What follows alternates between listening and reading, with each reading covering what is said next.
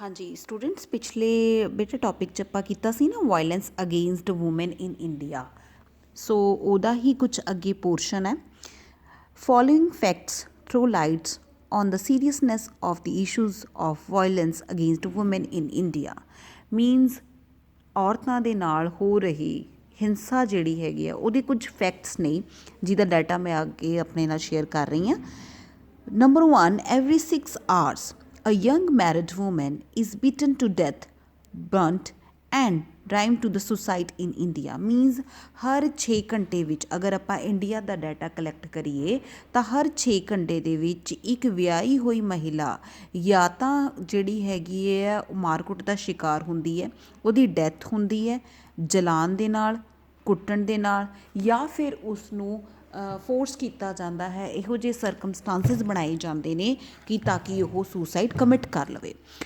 Then ਉਸ ਤੋਂ ਬਾਅਦ according to the NCRB national crime records bureau ਦੇ ਅਨੁਸਾਰ NCRB ਦੀ ਫੁੱਲ ਫਾਰਮ ਹੈ national crime bureau, national crime records bureau. ਇਹਦੀ ਬੇਟਾ ਅੰਡਰਲਾਈਨ ਕਰ ਲਿਓ, ਠੀਕ ਹੈ। ਇਹ ਆਪਣੀ ਨੋਟਸ ਦੇ ਵਿੱਚ ਲਿਖ ਲਿਓ ਕਿ ਇਹਦੀ ਫੁੱਲ ਫਾਰਮ ਕੀ ਹੈ ਨਾ। A serious crime is reported against women in India every 3 minutes. These are only reported crimes. A large number of crimes goes unreported. Means National Crime Record Bureau ਦੇ ਅਨੁਸਾਰ ਹਰ 3 ਮਿੰਟ ਦੇ ਵਿੱਚ ਇੱਕ case ਜਿਹੜਾ ਹੈਗਾ ਉਹ ਔਰਤਾਂ ਦਾ ਦਰਜ ਕੀਤਾ ਜਾਂਦਾ ਹੈ। ਇਹ ਉਹ ਕੇਸਿਸ ਨੇ ਜਿਹੜੇ ਦਰਜ ਕੀਤੇ ਜਾਂਦੇ ਨੇ। ਕੁਝ ਕੇਸਿਸ ਇਹੋ ਜਿਹੇ ਨੇ ਜਿਹੜੇ ਅਨਰਿਪੋਰਟਡ ਰਹਿ ਜਾਂਦੇ ਨੇ ਜਾਂ ਜਿਨ੍ਹਾਂ ਦੀ FIR ਹੀ ਨਹੀਂ ਕਰਵਾਈ ਜਾਂਦੀ। ਤੋ ਇਹਨਾਂ ਫੈਕਟਸ ਦੇ ਵਿੱਚ ਆਪਾਂ ਸਮਝ ਸਕਦੇ ਹਾਂ ਕਿ ਕਿੰਨਾ ਸੀਰੀਅਸ ਹੈ ਆਪਣੇ ਇੰਡੀਆ ਦੇ ਵਿੱਚ ਵੂਮਨਸ ਦੇ ਅਗੇਂਸਟ ਵਾਇਲੈਂਸ। ਉਸ ਤੋਂ ਬਾਅਦ ਆਉਂਦਾ ਬੇਟਾ around 25,000 rape cases are reported every year. Child sexual abuse cases are also on the rise year after year. ਉਹਨੇ ਕਿਹਾ ਕਿ 25,000 ਹਰ ਰੋਜ਼ 25,000 ਰੇਪ ਕੇਸਿਸ ਜਿਹੜੇ ਹੈਗੇ ਨੇ ਇੰਡੀਆ ਦੇ ਵਿੱਚ ਦਰਜ ਕੀਤੇ ਜਾਂਦੇ ਨੇ, ਰਿਪੋਰਟਡ ਨੇ ਬੇਟਾ। ਇਹ ਕਈ ਰੇਪ ਕੇਸਿਸ ਇਹੋ ਜਿਹੇ ਨੇ ਜਿਹੜੇ ਰਿਪੋਰਟ ਹੀ ਨਹੀਂ ਕੀਤੇ ਜਾਂਦੇ। ਔਰ ਚਾਈਲਡ ਸੈਕਸ਼ੂਅਲ ਅਬਿਊਜ਼ ਮੀਨਸ ਬੱਚਿਆਂ ਦੇ ਨਾਲ ਜਿਹੜਾ ਰੇਪ ਹੈ ਉਹਦੇ ਕੇਸਿਸ ਜਿਹੜੇ ਹੈਗੇ ਨੇ ਉਹ ਦਿਨ ਪ੍ਰਤੀ ਦਿਨ ਵੱਧਦੇ ਜਾ ਰਹੇ ਨੇ। ਇਹ ਤੁਸੀਂ ਨਿਊਜ਼ਪੇਪਰਸ, ਮੀਡੀਆ, ਅਖਬਾਰਾਂ ਰਾਹੀਂ ਹਰ ਕਿਸੇ ਦੇ ਵਿੱਚ ਤੁਸੀਂ ਦੇਖਦੇ ਹੋਵੋਗੇ, ਠੀਕ ਹੈ। 100 million people, mostly women and girls, suffer from the human trafficking in one way or another. ਇੱਕ ਵੇ ਤੋਂ ਦੂਸਰੇ ਵੇ ਤੱਕ 100 ਮਿਲੀਅਨ ਮੀਨਸ 1 ਕਰੋੜ ਤੋਂ ਜ਼ਿਆਦਾ ਮਹਿਲਾਵਾਂ ਜਿਹੜੀਆਂ ਹੈਗੀਆਂ ਉਹ ਕਿਸ ਚੀਜ਼ ਦਾ ਸ਼ਿਕਾਰ ਹੁੰਦੀਆਂ? ਹਿਊਮਨ ਟਰੈਫਿਕਿੰਗ ਦਾ। ਮੀਨਸ ਪ੍ਰੋਸਟੀਟਿਊਸ਼ਨ ਦੇ ਧੰਦੇ ਦੇ ਵਿੱਚ ਕਰਤਾ, ਕਿਡਨੈਪਿੰਗ ਹੋ ਗਈ, ਭੀਖ ਮੰਗਵਾਉਣਾ। ਸੋ ਇਹਨਾਂ ਸਾਰੀਆਂ ਚੀਜ਼ਾਂ ਦੇ ਜਿਹੜੇ ਕ੍ਰਾਈਮ ਰੇਟ ਨੇ ਤੁਸੀਂ ਦੇਖੋ ਕਿੱਥੇ ਤੱਕ ਨੇ। Up to 50 million girls are missing over the past country due to the female fanticides ਅਗਰ 40 ਮੀਨਸ 50 ਮਿਲੀਅਨ ਗਰਲਸ ਜਿਹੜੀਆਂ ਹੈਗੀਆਂ ਉਹ ਗੁੰਮ ਹੋ ਜਾਂਦੀਆਂ ਨੇ। ਔਰ ਇਹਨਾਂ ਦੇ ਵਿੱਚ ਹੀ ਜਿਹੜੀਆਂ ਭਰੂਣ ਹੱਤਿਆ ਜਿਹੜੀ ਤੁਸੀਂ ਕਹਿੰਦੇ ਹੋ ਕਿ ਗਰਭ ਦੇ ਵਿੱਚ ਹੀ ਮਾਰ ਦਿੱਤਾ ਜਾਂਦਾ ਹੈ, ਲਿੰਗ ਜਾਂਚ ਕਰਵਾਈ ਜਾਂਦੀ ਹੈ, ਅਗਰ ਬੇਟੀ ਹੈ ਤਾਂ ਉਸਨੂੰ ਮਾਰ ਦਿੱਤਾ ਜਾਂਦਾ ਹੈ। 44.5% of girls are married before the age of 18 means 44.5% girls ਇਹੋ ਜਿਹੀਆਂ ਨੇ ਜਿਹੜੀਆਂ ਦਾ ਵਿਆਹ 18 ਸਾਲ ਤੋਂ ਪਹਿਲੀ ਉਮਰ ਦੇ ਵਿੱਚ ਹੀ ਕਰ ਦਿੱਤਾ ਜਾਂਦਾ ਹੈ। 30% of womens and children tell about the having the experienced of sexual violence but only 1 report of to be police.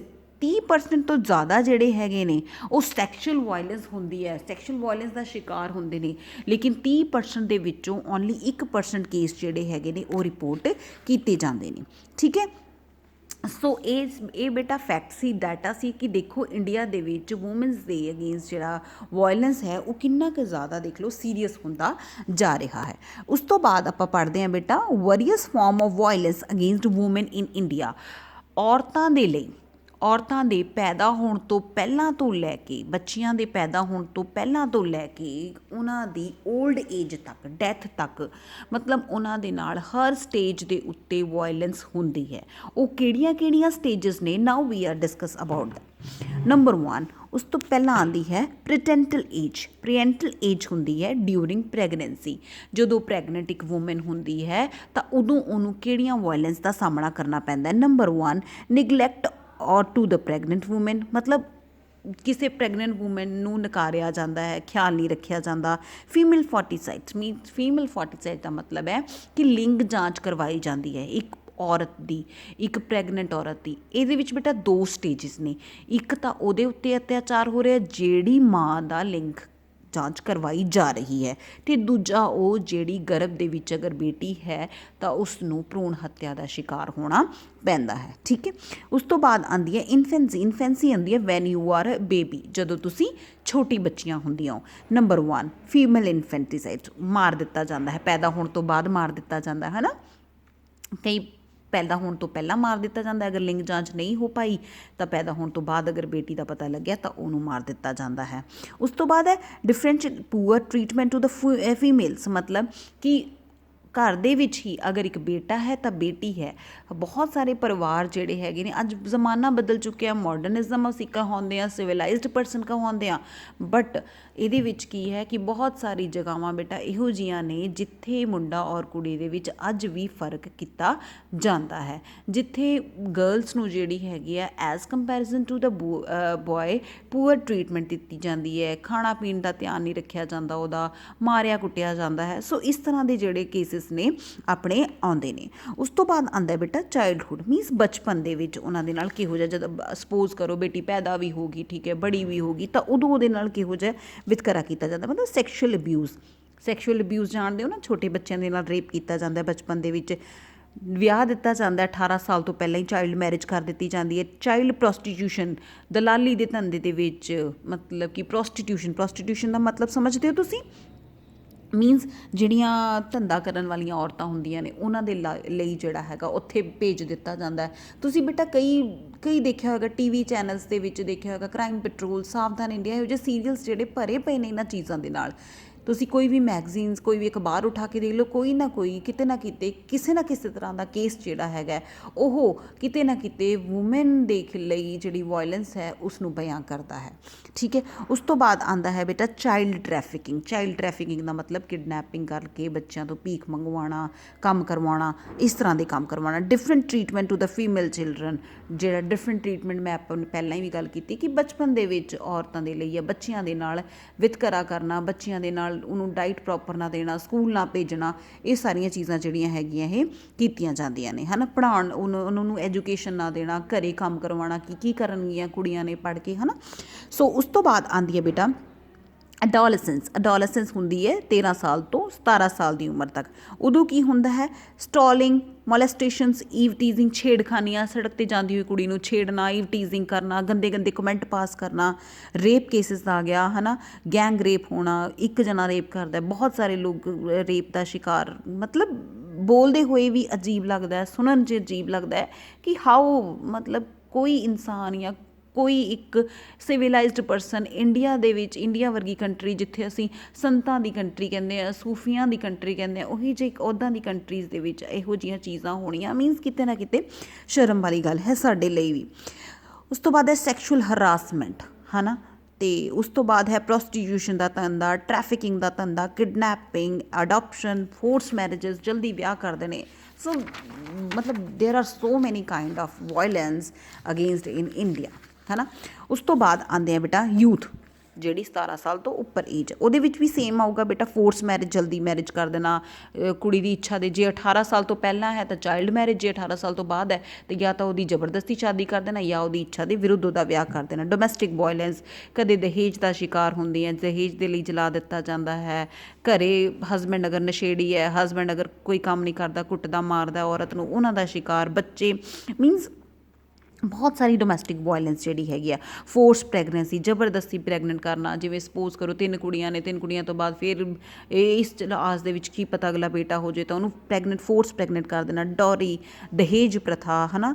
ਉਸ ਤੋਂ ਬਾਅਦ ਆਉਂਦੇ sexual harassment at work place, ਜਿੱਥੇ ਕੰਮ ਕਰਦੇ ਉੱਥੇ ਗੰਦੇ ਕਮੈਂਟ ਦਾ ਸਾਹਮਣਾ ਕਰਨਾ, ਹਰਾਸਮੈਂਟ ਕਰਨਾ ਬਾਰ-ਬਾਰ, ਹੈ ਨਾ। ਉਸ ਤੋਂ ਬਾਅਦ ਹੈ material rape, means material rape ਹੁੰਦਾ ਹੈ ਸ਼ਾਦੀ ਤੋਂ ਬਾਅਦ ਰੇਪ, ਜਿਸ ਨੂੰ ਹਸਬੈਂਡ ਅਗਰ ਔਰਤ ਦੀ ਇੱਛਾ ਨਹੀਂ ਹੈ ਤਾਂ ਉਹਦੇ ਖਿਲਾਫ ਉਹਦੇ ਵਿਰੁੱਧ ਜਾ ਕੇ ਅਗਰ ਉਹਦੇ ਨਾਲ ਫਿਜ਼ੀਕਲ ਰਿਲੇਸ਼ਨਸ ਬਣਾਉਂਦਾ, that is also called a violence. Rape, molestation, sexual abuse, so these are the kind of violence against the woman. ਉਸ ਤੋਂ ਬਾਅਦ ਆਉਂਦਾ ਹੈ ਬੇਟਾ ਓਲਡ ਏਜ, ਔਰਤ ਬੁੱਢੀ ਹੋ ਗਈ ਉਦੋਂ ਵੀ ਜਿਹੜਾ ਹੈਗਾ ਉਹਦੇ ਲਈ ਜਿਹੜਾ ਹੈਗਾ ਵਾਇਲੈਂਸ ਉਹਨੂੰ ਸਾਹਮਣਾ ਕਰਨਾ ਪੈਂਦਾ ਹੈ। Number 1 neglect and the lack of care, ਬਜ਼ੁਰਗਾਂ ਨੂੰ ਨਕਾਰ ਦੇਣਾ, ਉਹਨਾਂ ਦਾ ਧਿਆਨ ਨਾ ਰੱਖਣਾ, ਬਜ਼ੁਰਗਾਂ ਦਾ ਧਿਆਨ ਨਾ ਰੱਖਣਾ, ਉਹਨਾਂ ਨੂੰ ਸਾਈਡ ਦੇ ਕੋਨੇ ਵਿੱਚ ਪਾ ਦੇਣਾ, ਮਤਲਬ ਬੁਰੀ ਤਰ੍ਹਾਂ ਟਰੀਟਮੈਂਟ ਦੇਣਾ, ਲੈਕ ਆਫ ਨਿਊਟ੍ਰੀਸ਼ਨ ਡਾਈਟ, ਚੰਗੀ ਖਾਣ ਪੀਣ ਨਾ ਦੇਣਾ, ਠੀਕ ਹੈ, ਮੈਡੀਕਲ ਕੇਅਰ ਨਾ ਕਰਨਾ, ਸਮੇਂ ਸਿਰ ਦਵਾਈਆਂ ਨਾ ਲੈ ਕੇ ਦੇਣਾ। ਔਰ ਔਰਤਾਂ ਦੇ ਨਾਲ ਵੀ ਸੈਕਸ਼ੂਅਲ ਅਬਿਊਜ਼ ਕੀਤਾ ਜਾਂਦਾ ਹੈ। ਔਰਤਾਂ ਦੇ ਨਾਲ ਚਾਹੇ ਬਜ਼ੁਰਗ ਨੇ, ਤੁਸੀਂ ਦੇਖਿਆ ਹੋਊਗਾ ਕਈ ਵਾਰ ਮੀਡੀਆ ਦੇ ਵਿੱਚ ਅਖਬਾਰਾਂ ਦੇ ਵਿੱਚ ਸੁਣਨ ਨੂੰ ਆਉਂਦਾ ਹੈ 50 ਸਾਲ ਦੀ ਮਹਿਲਾ ਦੇ ਨਾਲ ਰੇਪ ਹੋ ਰਿਹਾ, 60 ਸਾਲ ਦੀ ਉਮਰ, 70 ਸਾਲ ਦੀ ਉਮਰ। ਸੋ ਕਹਿ ਦੇਣਾ ਕਿ ਗੰਦਗੀ ਦੀ ਹੱਦ ਜਿਹੜੀ ਹੈਗੀ ਉਹ ਵੀ ਅਸੀਂ ਜਿਹੜੀ ਕ੍ਰੋਸ ਕਰ ਚੁੱਕੇ ਹਾਂ, ਹੈ ਨਾ। ਸੋ these are the type of the women's ਜਿਹੜੀ ਉਹਦੇ ਨਾਲ ਹੁੰਦੀਆਂ ਨੇ। ਹੁਣ ਕਿਹੜੇ ਇਹ ਤਾਂ ਹੈਗੀਆਂ ਸਟੇਜਸ, ਡਿਫਰੈਂਟ ਸਟੇਜਸ, ਕਿਹੜੀ ਸਟੇਜਸ ਦੇ ਉੱਤੇ ਔਰਤ ਦੇ ਨਾਲ ਜਿਹੜਾ ਹੈਗਾ ਉਹ ਅਬਿਊਜ਼ ਕੀਤਾ ਜਾਂਦਾ ਹੈ। ਉਸ ਤੋਂ ਬਾਅਦ ਆਉਂਦਾ ਬੇਟਾ ਕਿਹੜੇ ਹੁੰਦੇ, physical violence. Physical violence, physical abuse ਕਰਨਾ, ਉਹਨੂੰ ਮਤਲਬ ਮਾਰਨਾ, ਕੁੱਟਣਾ, ਕਿਕ ਕਰਨਾ, ਹਿੱਟ ਕਰਨਾ, ਠੀਕ ਹੈ। ਸੈਕਸ਼ੂਅਲ ਅਬਿਊਜ਼ ਹੁੰਦਾ ਹੈ ਜ਼ਬਰਦਸਤੀ ਸੈਕਸ ਕਰਨਾ, ਰੇਪ ਕਰਨਾ, ਇਹ ਸੈਕਸ਼ੂਅਲ ਅਬਿਊਜ਼ ਹੁੰਦਾ। ਸਾਈਕੋਲੋਜੀਕਲ ਕਿ ਸਾਈਕੋਲੋਜੀਕਲ ਮੀਨਸ ਦਿਮਾਗ ਦੇ ਉੱਤੇ ਗੰਦੇ ਕਮੈਂਟ ਪਾਸ ਕਰਨਾ, ਹੈ ਨਾ, ਵੀ ਜੇ ਤੂੰ ਇੱਦਾਂ ਨਾ ਹੋਈ ਤਾਂ ਮੈਂ ਇੱਦਾਂ ਕਰ ਦੂੰਗਾ, ਮੈਂ ਉੱਦਾਂ ਕਰ ਦੂੰਗਾ। ਮੀਨਸ ਫਿਜ਼ੀਕਲੀ ਟੱਚ ਨਹੀਂ ਕਰਨਾ, ਲੇਕਿਨ ਮੈਂਟਲੀ ਉਸ ਔਰਤ ਨੂੰ ਇੰਨਾ ਕੁ ਹਰਾਸ ਕਰ ਦੇਣਾ ਕਿ ਉਹ ਵਿਚਾਰੀ ਮੈਂਟਲੀ ਕੁਛ ਸੋਚ ਸਮਝ ਨਹੀਂ ਪਾਉਂਦੀ ਇਸ ਚੀਜ਼ ਨੂੰ। Economical abuse like denial of fund, ਪੈਸੇ ਨਾ ਦੇਣਾ ਔਰਤਾਂ ਨੂੰ, ਹੈ ਨਾ, ਵੀ ਮਤਲਬ ਉਹਨਾਂ ਦੀ ਕੇਅਰ ਨਾ ਕਰਨਾ। ਇਕਨੋਮਿਕਲ ਕੰਡੀਸ਼ਨ ਮਤਲਬ ਉਹਨਾਂ ਦੀ ਜਿਹੜੀ ਆਰਥਿਕ ਸਥਿਤੀ ਉਹਨੂੰ ਇੰਨਾ ਬਦ ਤੋਂ ਬੱਤਰ ਬਣਾ ਦੇਣਾ, ਨਾ ਚੰਗੇ ਕੱਪੜੇ ਲੈ ਕੇ ਦੇਣਾ, ਨਾ ਕੋਈ ਚੀਜ਼ ਲੈ ਕੇ ਦੇਣਾ। So these all called the sexual abuse. Sexual violence ਕਿਹੜੀ ਹੁੰਦੀ ਹੈ? ਸੈਕਸ਼ੂਅਲ ਵਾਇਲੈਂਸ ਦੇ ਵਿੱਚ ਬੇਟਾ ਆਉਂਦੇ ਨੇ WHO ਦੀ ਫੁੱਲ ਫਾਰਮ ਹੈ ਵਰਲਡ ਹੈਲਥ ਆਰਗੇਨਾਈਜੇਸ਼ਨ। ਪਿਛਲੇ ਆਪਾਂ ਕੀਤਾ ਸੀ NCRB, national crime record bureau. ਹੁਣ WHO ਹੈ ਵਰਲਡ ਹੈਲਥ ਆਰਗੇਨਾਈਜੇਸ਼ਨ। ਇਹਦੇ ਵਿੱਚ ਕਿਹੜੇ ਸੈਕਸ਼ੂਅਲ ਫਾਰਮ, ਸੈਕਸ ਦੇ ਆਧਾਰ 'ਤੇ ਜਿਹੜਾ ਸੈਕਸ਼ੂਅਲ ਵਾਇਲੈਂਸ ਦਾ, ਰੇਪ ਆ ਗਿਆ, ਟੱਚ ਆ ਗਿਆ, ਗੰਦੀ ਨਜ਼ਰ ਨਾਲ ਦੇਖਣਾ, beat sexually parts of body, ਔਰਤ ਦੇ ਸੈਕਸ਼ੂਅਲ ਪਾਰਟਸ ਨੂੰ ਬੀਟ ਕਰਨਾ, ਹਿੱਟ ਕਰਨਾ, performing sexual acts that may be a painful or humiliating. ਇਹੋ ਜਿਹੀ ਇਸ ਤਰੀਕੇ ਨਾਲ ਰੇਪ ਕਰਨਾ ਕਿ ਜਿਹੜੇ ਔਰਤ ਦੇ ਪ੍ਰਾਈਵੇਟ ਪਾਰਟਸ ਨੇ ਉਹਨਾਂ ਨੂੰ ਹਿਊਮਿਲੇਟ ਕਰਨਾ, ਪੇਨ ਦੇਣਾ। So these are the type of the sexual harassment or sexual violence, ਠੀਕ ਹੈ। ਉਸ ਤੋਂ ਬਾਅਦ ਹੈ form of sexual harassment. Number 1 unwelcome physical touch, ਮਤਲਬ ਔਰਤ ਦੇ ਨਾ ਚਾਹਣ ਦੇ ਬਾਵਜੂਦ ਵੀ ਉਹਨੂੰ ਫਿਜ਼ੀਕਲ ਟੱਚ ਕਰਨਾ ਹੈ। Unwelcome efforts of create the physical romantic and sexual relationship ਬਣਾਉਣਾ ਉਹਨਾਂ ਦੀ ਔਰਤ ਦੇ ਖਿਲਾਫ, ਠੀਕ ਹੈ। ਮੀਨਸ ਸਾਈਬਰ ਉਹਨਾਂ ਦੀ ਗੰਦੀਆਂ ਫੋਟੋਜ਼ ਜਿਹੜੀਆਂ ਹੈਗੀਆਂ, ਧਮਕੀਆਂ ਦੇਣਾ ਵੀ ਜਿਹੜੀਆਂ ਤੁਹਾਡੀਆਂ ਫੋਟੋਜ਼ ਨੇ ਸਾਈਬਰ ਦੇ ਉੱਤੇ ਜਾਂ ਨੈੱਟ ਦੇ ਉੱਤੇ ਅਸੀਂ ਅਪਲੋਡ ਕਰ ਦਾਂਗੇ। So these are the type of the sexual violence. Psychological violence ਕੀ ਹੁੰਦਾ ਕਿ ਉਹਨਾਂ ਨੂੰ ਅਬਿਊਜ਼ ਕਰਨਾ, ਵਰਬਲ ਅਬਿਊਜ਼ ਕਰਨਾ, ਛੇੜਖਾਨੀਆਂ ਕਰਨਾ, ਉਹਨਾਂ ਨੂੰ ਇਕੱਲੇ ਛੱਡ ਦੇਣਾ, ਆਈਸੋਲੇਟ ਕਰ ਦੇਣਾ, ਹਾਰਮ ਦੇਣਾ, ਪਰੇਸ਼ਾਨ ਕਰਨਾ, ਪ੍ਰੋਪਰਟੀ ਜਿਹੜੀ ਹੈਗੀ ਹੈ ਉਸਨੂੰ ਤੋਂ ਅਲੱਗ ਕਰ ਦੇਣਾ। ਇਕਨੋਮਿਕਲ ਵਾਇਲੈਂਸ, ਉਹਨੂੰ ਖਾਣ ਪੀਣ ਨੂੰ ਨਾ ਦੇਣਾ, ਪੈਸਾ ਨਾ ਦੇਣਾ। So these are all kind of the violence against the woman. So ਅੱਜ ਇਸ ਟੌਪਿਕ ਦੇ ਵਿੱਚ ਬੇਟਾ ਆਪਾਂ ਇੰਨਾ ਹੀ ਕਰਨਾ ਹੈ। ਨਾਓ ਨੈਕਸਟ ਟੌਪਿਕ ਦੇ ਵਿੱਚ ਆਪਾਂ ਵਾਇਲੈਂਸ ਅਗੇਂਸਟ ਚਿਲਡਰਨ ਕਰਾਂਗੇ, ਠੀਕ ਹੈ। ਅੱਜ ਇਹਨੂੰ ਤੁਸੀਂ ਚੰਗੀ ਤਰ੍ਹਾਂ ਪੜ੍ਹੋ, ਦੇਖੋ, ਅਗਰ ਕੋਈ ਚੀਜ਼ ਸਮਝ ਨਹੀਂ ਆਉਂਦੀ ਦੈਨ ਯੂ ਕੈਨ ਟੈਲ ਮੀ, ਠੀਕ ਹੈ। ਇਹਦੀਆਂ ਫੋਟੋਜ਼ ਵੀ ਮੈਂ ਤੁਹਾਨੂੰ ਭੇਜ ਦੂੰਗੀ ਅਗਰ ਕਿਸੇ ਬੱਚੇ ਨੂੰ ਚਾਹੀਦੀਆਂ ਨੇ।